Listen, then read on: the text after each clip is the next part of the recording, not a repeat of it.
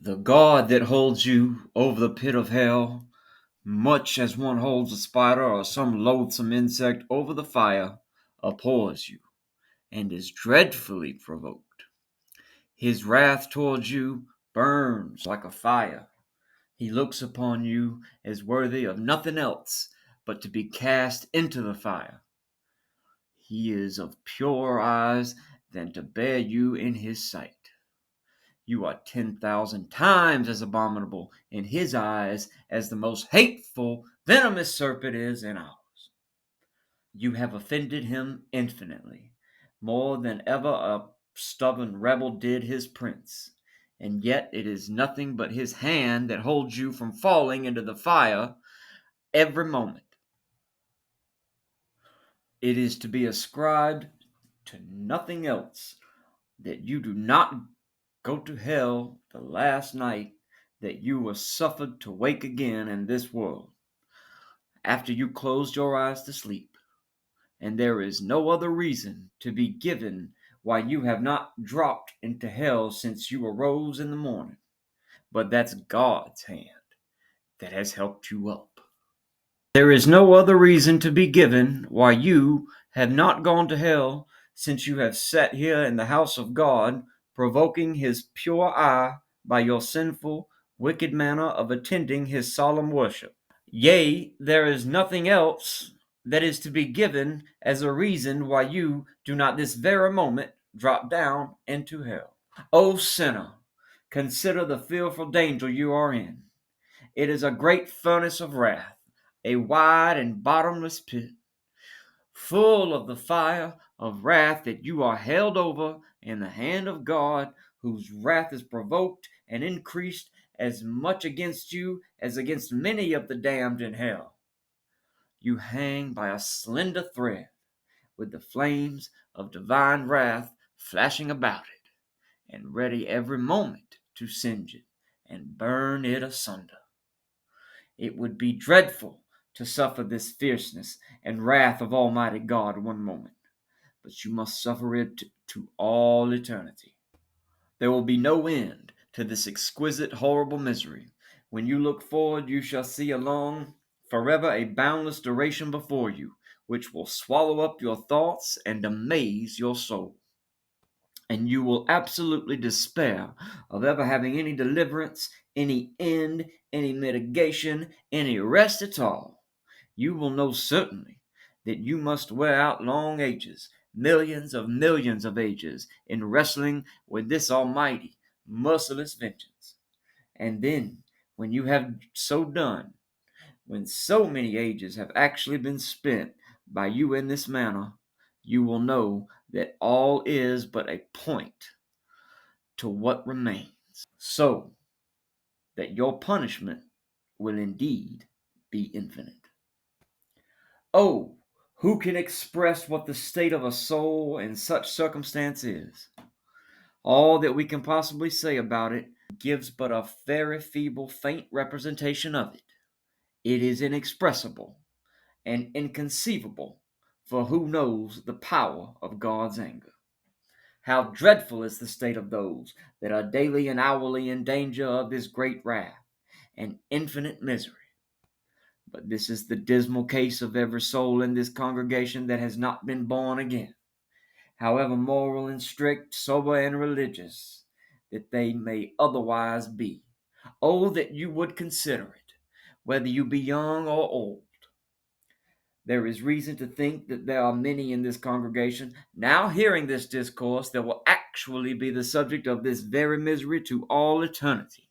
We know not who they are, or in what seats they sit, or what thoughts they now have.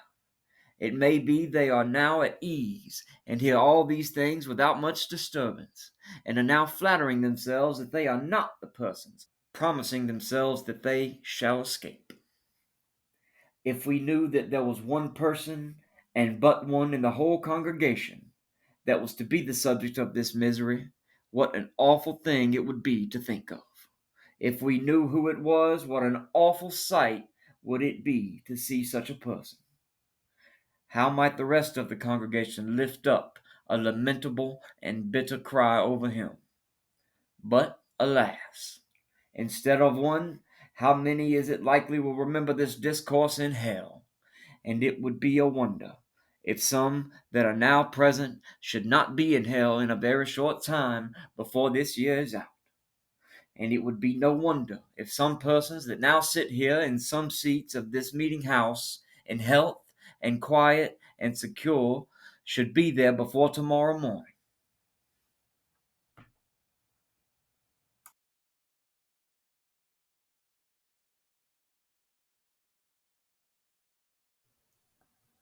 Although she was a professor of demonology, Eileen did not personally believe in the existence of otherworldly beings. She would pretend, for the sake of her students and for the sake of discourse with her colleagues. But the longer she studied these entities, the more firm of a skeptic she became in her own field.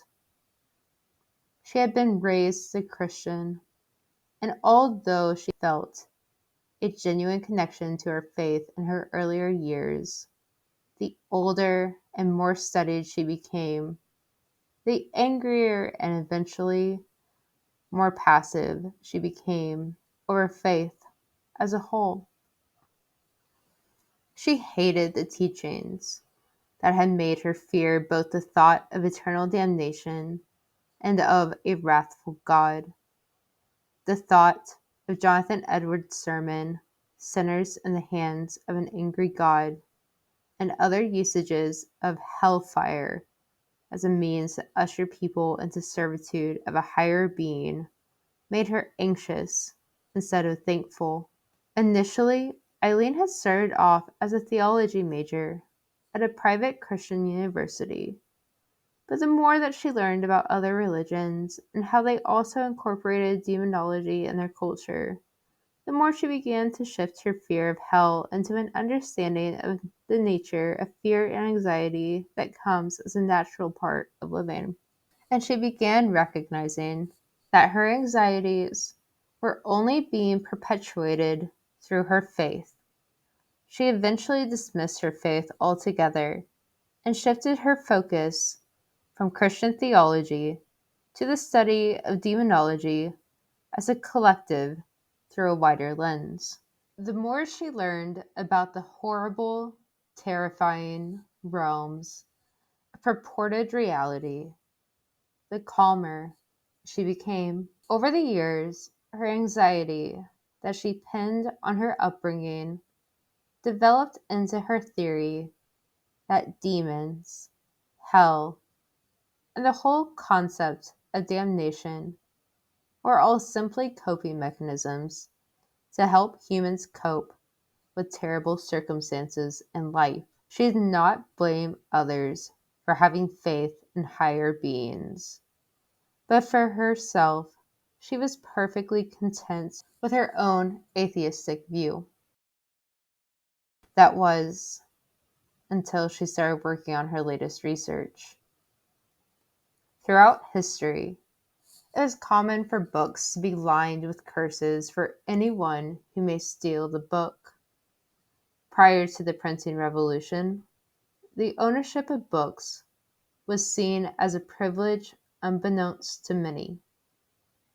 Because books were so coveted, it was not uncommon for a curse to be transcribed within the pages to invoke the curse of the gods to help protect books and scrolls.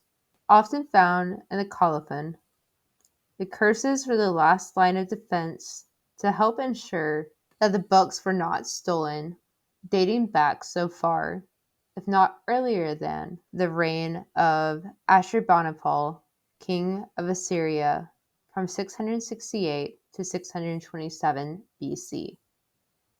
An example of one of the curses that he had marked into a book was as follows: I have transcribed upon tablets the noble products of the work of the scribe, which none of the kings who have gone before me had learned. Together with the wisdom of Nabu, in so far as it existeth, I have arranged them and classes. I have revised them, and I have placed them in my palace, that I, even I, the ruler, who knoweth the light of Asher, the king of the gods, may read them. Whosoever shall carry off this tablet, or shall inscribe his name on it, side by side with mine own, may Asher and Belit overthrow him in wrath and anger, and may they destroy his name and posterity in the land. The research that Eileen was working towards was to determine the validity of these curses, their longevity, and the relationship between rulers and the demons. Eileen put in several favors with other scholars until she was able to get her hands on an allegedly cursed book that promised to evoke the wrath of Lamashtu, a Mesopotamian demon whose reputation no one would dare to evoke. Back in Mesopotamian times, a person's legacy fell on the offspring. Only if they had children who carried on their name would their deeds be remembered. Lamashtu's wickedness was well known to disturb sleep and bring nightmares, kill foliage, infest bodies of water, bind the muscles of men, bring about disease and sickness, and most morbidly, she would cause women to miscarry. Eileen, in her scholarly point of view, was not a believer in curses, let alone the demons who could carry them out. The thought of a miscarriage was a sad, terrible thought, and Eileen understood the need that mothers and communities would prefer to hold onto in order to explain such a sad happening. It was better, Eileen supposed, to have someone or something to blame for their suffering, as opposed to feeling the shame themselves when they did not have a better explanation, as we do know. Eileen, while working on her research, began to feel a sense of uneasiness come over her, but she dismissed it initially.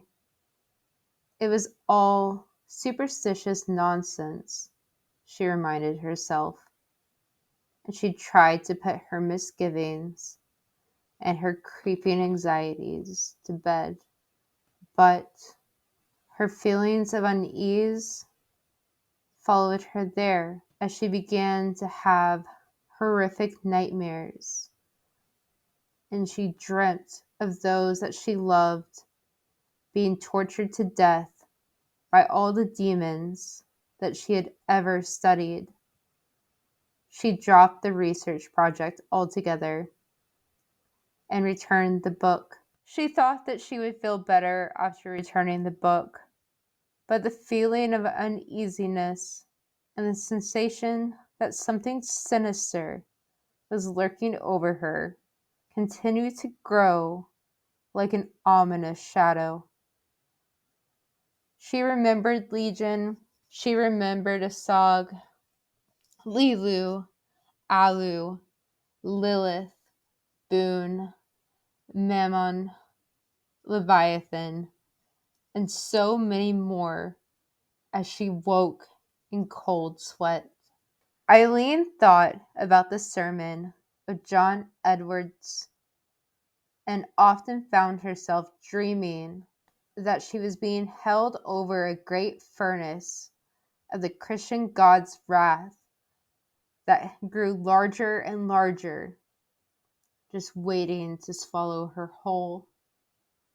She was terrified to go to a church and to open herself that much further to a path of damnation to account for the sins that she had partaken of since leaving the church. She sought the counsel of a tarot card fortune teller instead, who looked at her with a look of pity and knowing despair as she pulled the devil, the tower, and the nine of swords in the same reading, a warning that instability and chaos were coming, and that she must navigate her life with care, that she was in the depths of life's ferocious grasp, and that negativity was feeding on her, and that it'd be difficult for her to break free. This feeling plagued her as she forced herself to end her marriage, despite her and her husband's happiness together, just in hopes that she would not fall pregnant. She had no way of knowing that she had been cursed by grabbing the ancient book, but the thought of losing a child to someone as merciless as Lamashtu, or to deliver a child that would be taken from her and consumed, was too much for her to bear. Her vast knowledge of the demons weighed on her every night as her dreams became more and more barbaric. She could no longer deny the spiritual realm as she became consumed by her own personal fears of its depths and of its demons and of the wrathful God of Christianity. Every day that she lived, she had no reprieve from the menage of the world that she once denied. She was afraid to live, and she was that much more afraid to die. It would be dreadful to suffer this fierceness and wrath of Almighty God one moment, but you must suffer it to all eternity. There will be no end to this exquisite, horrible misery. When you look forward, you shall see along forever a boundless duration before you, which will swallow up your thoughts and amaze your soul.